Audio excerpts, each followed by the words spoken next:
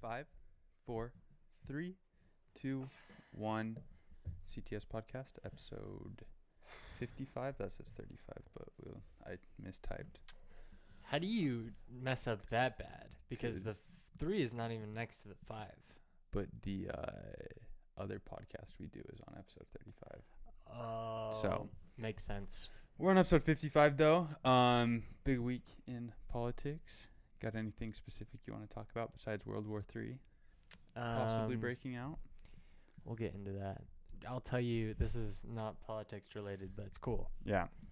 So, do you know what the hottest, substance, reaction, whatever we've seen in the universe? Do you know where it takes place? Probably at like the center of a star. No, on Earth.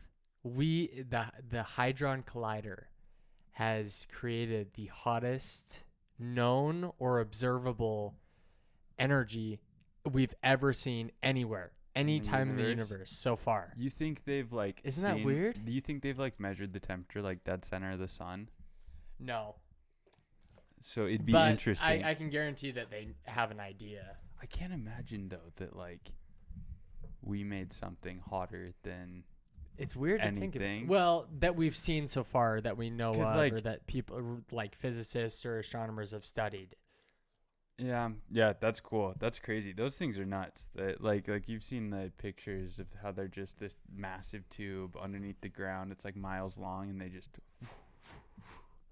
atoms around and blast them together. What's crazy is, not to get too diluted, and keep in mind, I think both of our understanding of this stuff is like so top level, like not even like surface level, not top level, like bottom level. No, mine is top surface level. No, but they like suspect that it may be possible to even get to like, I don't know if it's called negative Kelvin, but when you think of negative Kelvin, I was watching this guy explain it for hours, and it's hot. You think negative means cold, but it's so hot. Negative I don't, because they don't know if it's hypothetically possible. My understanding of Kelvin is that Kelvin's a measure of like, because temperature's a measure of how quickly atoms are vibrating in a substance. 0 Kelvin is no movement at all. So negative Kelvin doesn't make sense to me, but I didn't watch the same TikTok you did. Not even, it wasn't a TikTok, bro. It was a YouTube video, jerk. But no, it was this guy explaining it, and he was like, when you think of heat, it's really just energy. So he said, when I say hot, when I say negative Kelvin is super hot, it's really just negative Kelvin is so much energy. And they think that, like, the Hydron Collider, I don't know if he said negative Kelvin is kind of like a hypothetical thing or something like that. Mm-hmm. Anyways, I don't want to go off on a tangent too much, but I thought that was interesting that the hottest thing that we know of anywhere in the observable universe. We did it here on Earth. We did it. Feels like playing with fire a little bit. We're just heating stuff up to mass. Yeah. Well, it's a crazy thought, right? Because you never know when, like, I'm sure they do know what the outcome of any experiment will be, but if something were to go wrong, it'd be catastrophic. I mean, think of like a nuclear power plant exploding, but it'd be like, thousands of times worse. I wonder if it is like that, or if it's different. Like what? Because I saw a story that some dude like stuck his head in a particle accelerator, like on accident, and got beamed through the head. And he was okay? And they thought he was dead. He like experienced like, it was like something like, it was like 10 times the like what they thought the fatal level of radiation was supposed to be, and it was like so like just such a precise spot that he like didn't die. He like half his face got like frozen, but he lived for like 30 more years or something like that. Crazy. Dang. That's crazy weird. Stuff. Okay, now on to Russia and impending world war. Yeah. It's kind of a crazy situation. I was watching a video about Germany's response and how Germany is taking like an odd back seat. Like they're not. taking an odd back seat, but you have to remember that all of their gas is coming from Russia. So Isn't that a significant portion of mainland Europe though? Is getting a lot of their gas from Russia? Yeah, I think so. I think Germany just signed a massive deal though. Like all their gas is pretty much from Russia. And what's crazy is Russia could flip a switch and turn off Germany's gas. I'm sure Germany has reserve energy, but Yeah. it's a weird thought to think Germany could just flip a switch and turn off, or excuse me, Russia could flip a switch and turn off Germany's gas. I wonder what it's just weird because Germany, I mean, is a big part of like NATO, right? Like big part of Europe. The biggest. Yeah, next in to the Europe. United Yeah, States. like they're kind of the de facto kind of head of Europe right now. Yeah. So it is odd that on such kind of a precarious situation that they're like, well, we're not gonna decide either way. We're just gonna stick it out because it's like legit. Like I saw videos of like troops mobilizing. Yeah, they have 100,000 troops on the border. 100,000. That's a lot of people. Like I've never been in a stadium with 100,000 people. Yeah, isn't that wild? It's bigger than the biggest stadium. Yeah. So it'll probably happen. They'll probably invade Ukraine. I wonder, but what did they? Where was it? Was it Ukraine also a few years ago that there was like a Russian incursion into? Was that? Am I thinking? This do you know Ukraine what I'm stuff has talking been about? going on for a long time. This power struggle. On Yeah, the but there was border of one that Ukraine. was like a legit, like they like took over some town in whatever country it was. You might be thinking of, what's it called? Chechnya? Something like that. It might have even been Ukraine, but yeah, it's weird. I wonder if it'll escalate to like all out. I doubt it. I don't think it will. Well, I don't know. If Ukraine were to join NATO, it would. Because Ukraine's not part of NATO. no, they want to become part of NATO. Part of Russia's whole deal is, they've threatened if they ever join NATO, they'll just launch an all-out war on them. But that seems like really dumb from Russia. That you're like, if you do join this alliance with a majority of the world's powers, at least Western powers, will attack you. You have to, to play devil's advocate, looking at it from Russia's perspective, imagine if Mexico were to say, we are joining the Communist Party and we are planning on, joining this alliance of communist states. If, for example, like China, North Korea, Russia were to band together and Mexico was all of a sudden, we're going to build 8 new Chinese military bases on the border of the United States. The United States would be like, yeah, no, you're not. Yeah, that's true. But I feel like the U.S. might be a little more tactful about it. Not just, let's mass 100,000 troops on the border. Yeah, now they are. To dissuade. But think of how crazy it was, how, like a couple all hundred the years CIA ago. stuff. Well, yeah, I was talking about a couple hundred years ago when we literally went to war with Mexico over Texas, like the Alamo. Yeah, we that's just went to true. war with them and took But their land.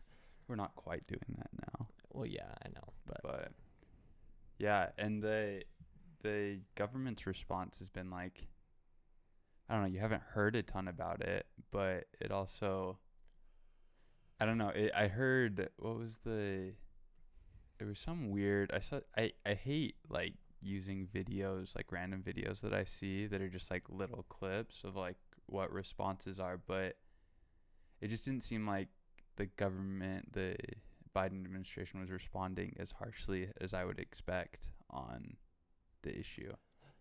yeah. At least they're public, like what they're saying, and I guess we have no idea what's going on behind the scenes and stuff. Yeah. I think they'll cut Russia off economically if they decide to invade. I just can't imagine Russia invades, gets completely shut down economically, and survives. Like, long-term goal. I mean, if they're being supported heavily by China and they just completely forget their trade relationships with the West, I could see it happening. But I mean, I don't know how they walk out of that financially stronger than they were before. Yeah, and they're already struggling. Like, they're not doing great financially. And I don't see a play for China. I don't know why China would support them other than just to go against the US. Like, align themselves against the US, but it seems as if you're backing a horse in a race that they probably won't win, and China doesn't like to do that. Right. So I don't know. It's a really unique situation for Russia. Russia is just so weird. I don't know why they would choose to invade. I mean, obviously we've talked about how, you know, Ukraine joining NATO could be a threat because you're putting someone on your border that aligns with the West. But not like they have other borders with other countries. That yeah. Do you want to hear NATO? something crazy? Yeah. Sweden and Norway have been cozying up to joining NATO, and if you remember, they've been neutral for decades. Even during World War II and World War I, they were neutral states, but they've been warming up to joining NATO. Russia sent a bunch of warships out to the I believe it's the Baltic Sea, and Sweden launched what are they called? Jets, army fighter jets, fighter jets to fly to monitor like, the hey, situation. Don't do that. Can you believe that they sent warships to the Baltic Sea? Yeah, that's bonkers. It feels like quiet, like it, because Russia technically is in Asia, but Russia feels European. Right? Like, don't you kind of like they link don't it? When you think of like you know, Asian culture or the Asian continent, I definitely don't associate Russia. Right, with like that. the power is China in Asia. You don't really associate. Yeah, you think of Russia China, Russia, South Korea, those nations as the heavy hitters in Asia. You don't necessarily consider Russia. When I think of Russia, I think of Eastern Europe. Yeah, so it is weird. Like, conflict in Europe like that is something that, I mean, in our lifetime really hasn't been much of a thing. Yeah. It was before, like pretty recently before, or at least since we've been like politically conscious, there hasn't been a ton of threat in there. Russia's a weird one because I think if a country that didn't have kind of the history and like pedigree of Russia was doing it, it was even just as powerful as Russia. I think you'd just go like kind of quash it. Yeah. But since it's Russia, it's like there's more implications than just, like if Mongolia was powerful for some reason, was going to invade somebody, you'd just be like, no, Mongolia, stop, don't do that. Yeah. I think Russia still has the second largest reserve of nuclear bombs next to the United States. Yeah. So, I mean, that's their biggest deterrence, right, against external threat. Any, like, world power, because it doesn't take that many nuclear bombs to, like, do a lot of damage. Like, you don't have to have a huge reserve of nuclear weapons to do it. And I just don't know if anybody, like, launches nuclear weapons. If they ever did, it'd probably be the end for everybody, I think. Be a bad situation. I mean, you got to figure, like, if North Korea were to ever launch a nuclear missile at the United States or one of its allies, it'd be the end of North Korea. And if Russia were to do it, it would be, I mean, they'd destroy, it would just be death for everyone. I mean, think of the damage they could do with one nuclear missile. I mean, you launch it at California or New York.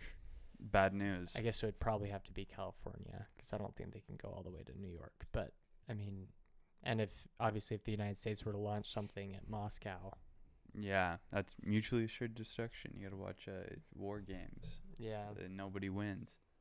But yeah, it is an interesting one that I didn't have a conflict with Russia on my 2022 bingo card.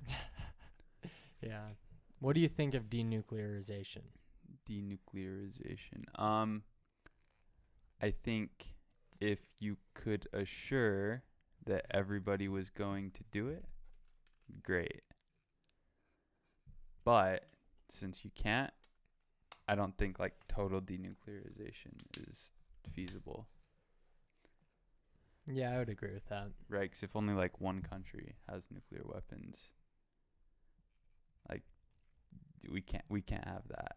Right. So Yeah, I don't know. It's we'll see where things go with Russia. CTS podcast will have first-hand knowledge of all new and upcoming events. we have inside sources in the Kremlin. Yeah.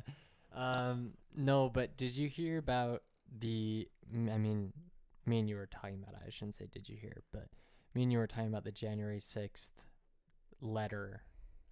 Or excuse me, not a January 6th letter. The letter was formed in December, but the January 6th committee uncovered it. Yeah. It was a letter prepared for Trump that was not signed that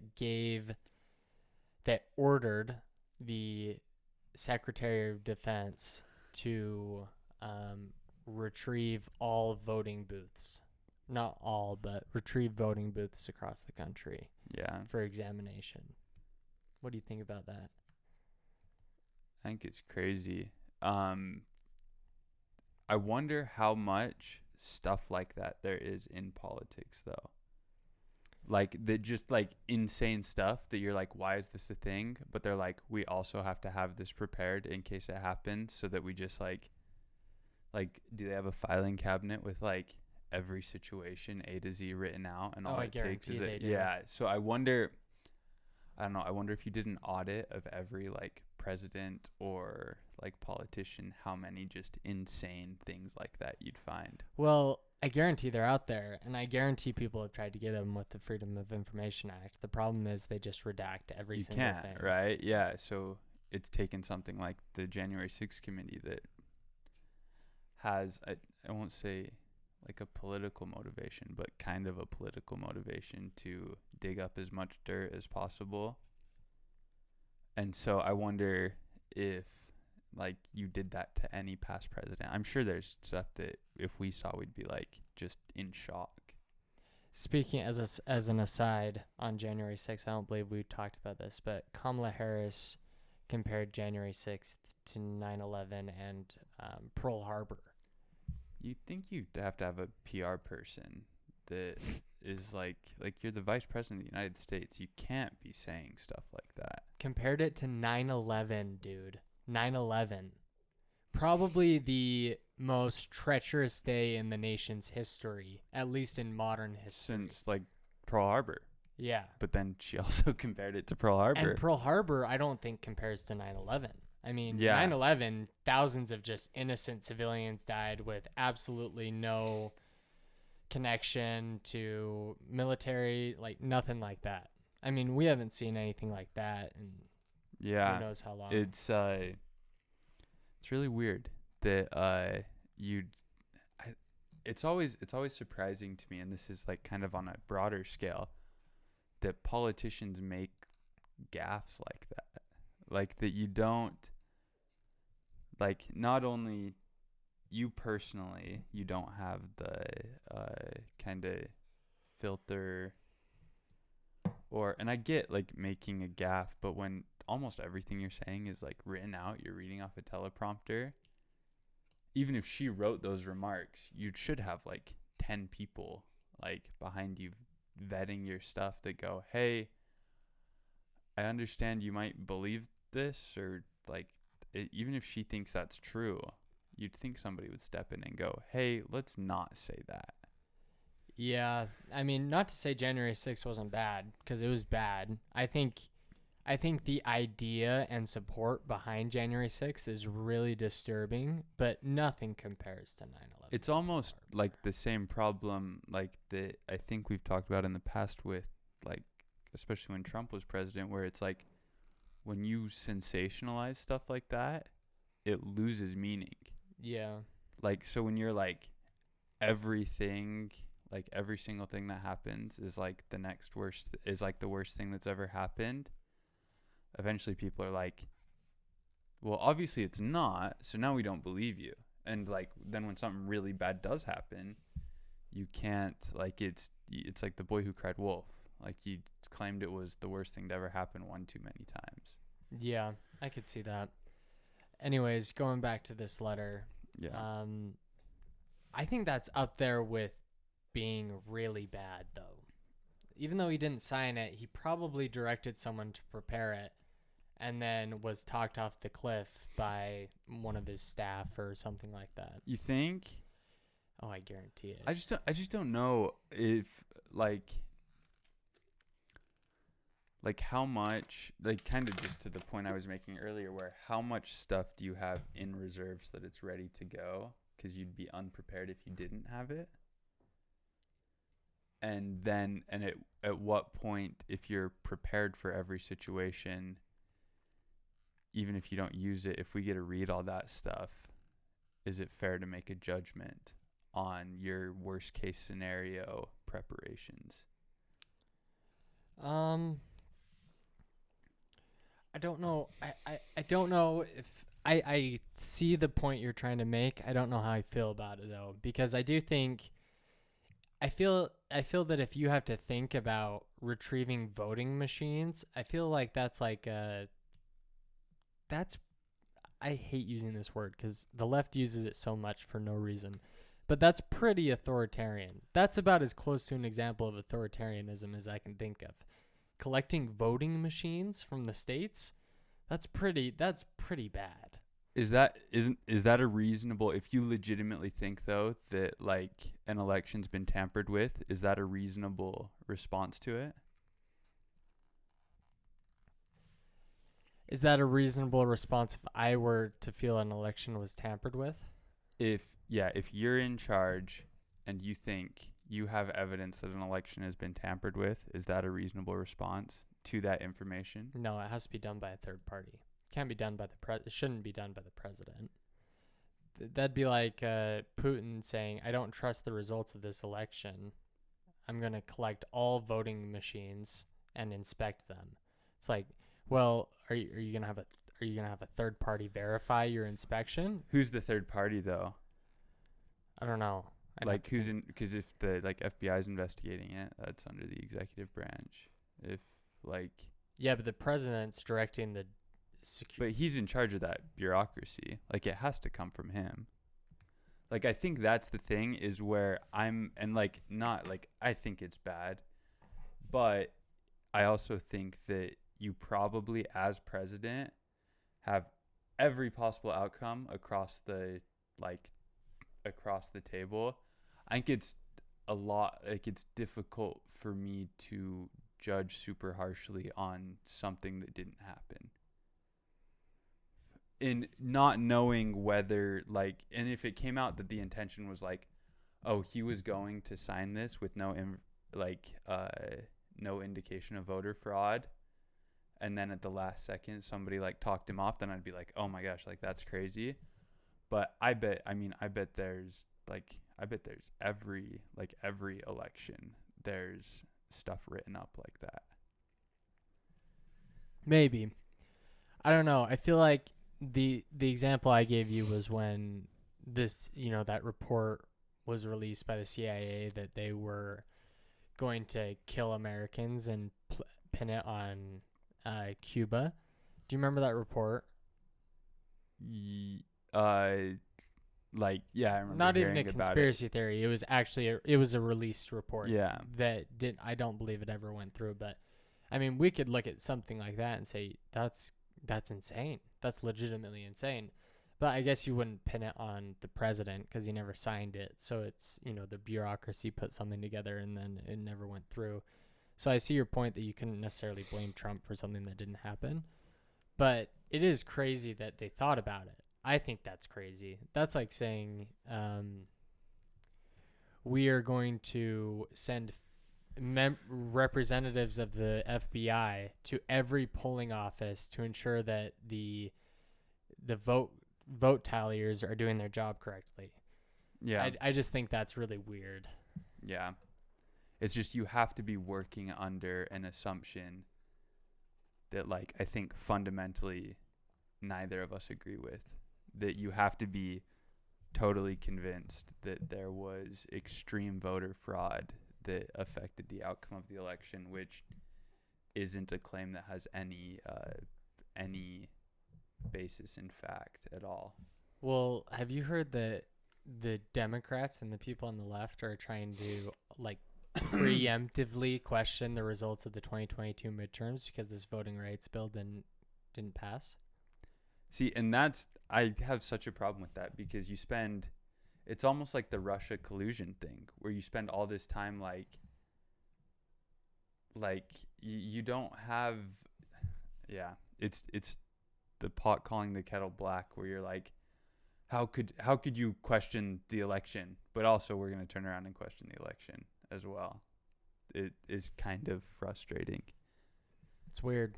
It's really weird.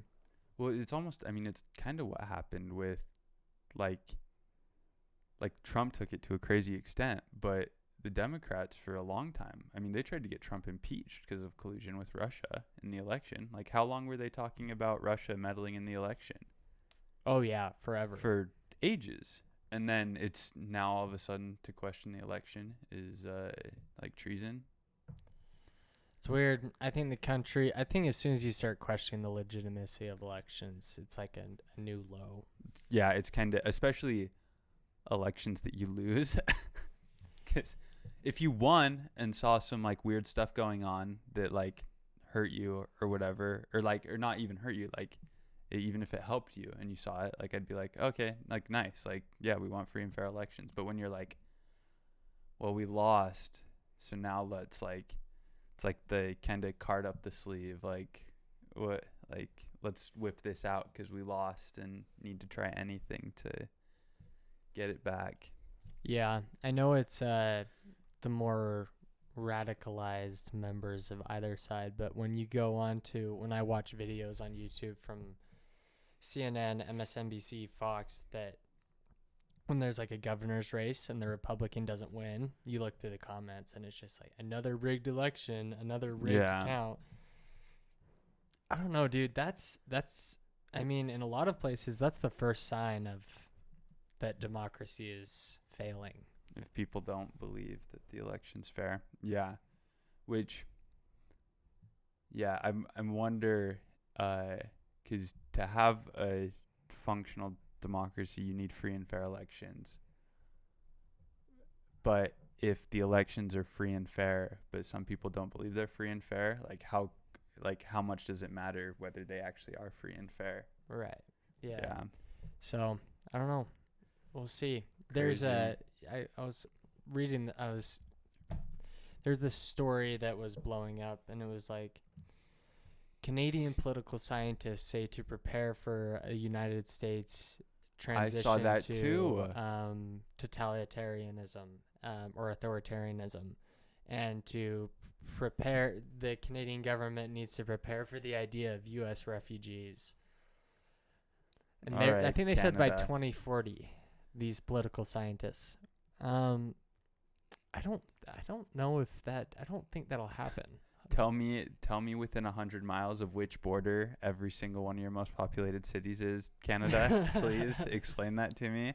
Yeah, I don't know. I do think the path we're on is not sustainable, and I don't think it's gonna get any better. I guess I'm kind of what's it called? A nepotist? Nope, that's when you like give your family jobs. A pessimist. A pessimist. Wait, Yeah. That's really nepotism. Nepotism, yeah.